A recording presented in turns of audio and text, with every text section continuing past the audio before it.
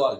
Welcome to the another episode of The Mind of a Stoic. இது ஒரு Tamil podcast. இங்க நாம டைம்லெஸ் விஸ்டமான ஸ்டோயிக் பிலாசபி நமக்கு கொடுத்த கிரேட் ஸ்டோயிக்ஸோட டீச்சிங்ஸ் தான் டீப்பா எக்ஸ்ப்ளோர் பண்ணிட்டு வரோம்.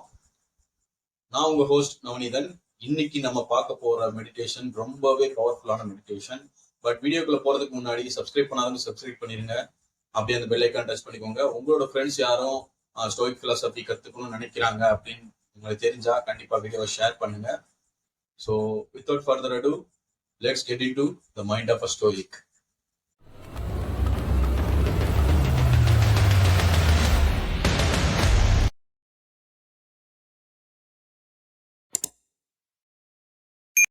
பவர்ஃபுல்லான மெடிடேஷன் இன்னைக்கு பார்க்க போறோம்னு சொன்னேன். மார்க்கஸ் அரேலியஸ் வந்துட்டு இந்த மெடிடேஷன்ல நமக்கு என்ன சொல்றாரு அப்படின்னா, நீங்க டெய்லி வந்துட்டு காலைல தூங்கி எந்திக்கும் போது ஒரு விஷயத்த உங்களுக்கு ரிமைண்ட் பண்ணிக்கணும் நீங்க அப்படின்னு சொல்றாரு. என்ன அப்படின்னா, நீங்க வந்துட்டு டெய்லி ஒரு புதுசான மனுஷங்களை பார்க்க போறீங்க. அவங்க கூட நீங்க வந்துட்டு இன்டராக்ட் பண்ண வேண்டி இருக்கும். ஸோ அந்த இன்டராக்ஷன் வந்துட்டு நீங்க எப்படி கரெக்டா பண்ணலாம் அப்படிங்கறத வந்துட்டு இந்த மெடிடேஷன்ல சொல்றாரு. நான் சொல்ற விஷயத்த அப்படியே பிக்சர் பண்ணிக்கோங்க.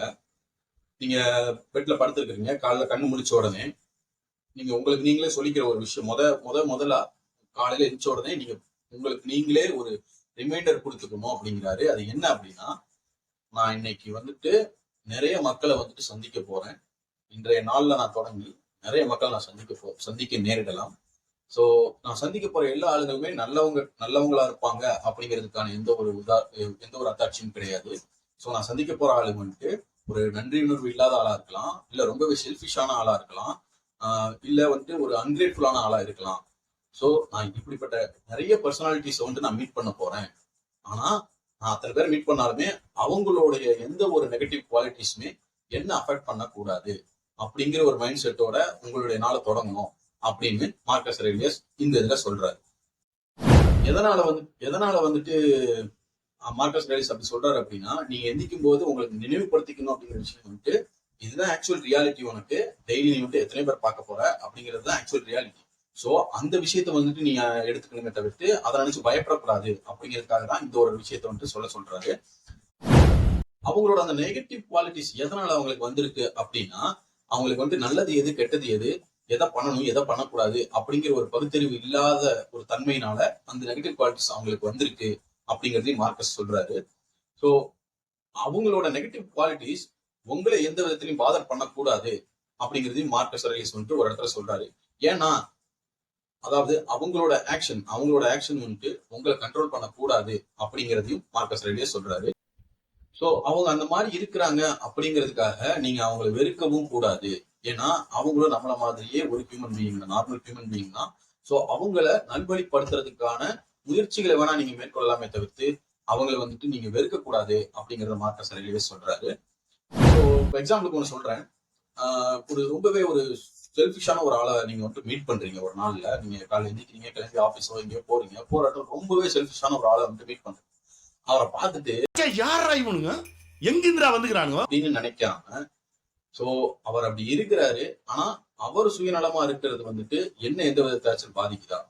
அவர் சுயநலமா இருக்கிறதுனால நான் வந்துட்டு மத்தவங்களுக்கு ஹெல்ப் பண்றதோ, மத்தவங்களுக்கு வந்துட்டு ஒரு பண உதவி ஏதோ ஒரு வகையில நான் உதவி பண்றதா பண்ணாம போறேன்னா கண்டிப்பா கிடையாது. சரிங்களா? அந்த விஷயத்த வந்துட்டு நீங்க உங்களுக்கு நீங்களே ரிமைண்ட் பண்ணிக்கணும் அப்படின்னு மார்க்கஸ் அரேலியஸ் வந்துட்டு இந்த மெடிடேஷன்ல சொல்றாரு. நம்மளோட உடம்புல இருக்கிற கை காலு எல்லாமே வந்துட்டு ஒரு மியூச்சுவல் அசிஸ்டன்ஸ்க்காக தான் படைக்கப்பட்டிருக்கு. ஒரு கையை வச்சுட்டு ஒரு காலை வச்சுட்டு நீங்க எந்த வேலையும் உருப்படியா பண்ண முடியாது. கரெக்டுங்களா? அதே மாதிரிதான் நம்மளை சுத்தி படைக்கப்பட்டிருக்கிற மக்களுமே வந்துட்டு ஒருத்தருக்கு ஒருத்தர் உதவி பண்ணிக்கிறதுக்காக தான் படைக்கப்பட்டிருக்கிறாங்க கடவுளால அப்படிங்கிறத மார்க்கஸ் சொல்றாரு. சோ அப்படி படைக்கப்பட்ட மனிதர்களுக்குள்ள ஒருத்தங்களுக்கு ஒத்துமை இல்லாம ஒருத்தங்களுக்கு உதவி பண்ணாம நீங்க இருந்தீங்க அப்படின்னா அது இயற்கைக்கு புறமான விஷயம் அப்படிங்கிறதையும் மார்க்கஸ் அரேலியஸ் வந்துட்டு சொல்றாரு. இந்த மெடிடேஷனை ரீட் பண்ணதுக்கு அப்புறம் எனக்கு வந்துட்டு பகவத்கீதையில இருந்து ஒரு சின்ன ஒரு கோட் வந்துட்டு ஞாபகத்துக்கு வந்துச்சு.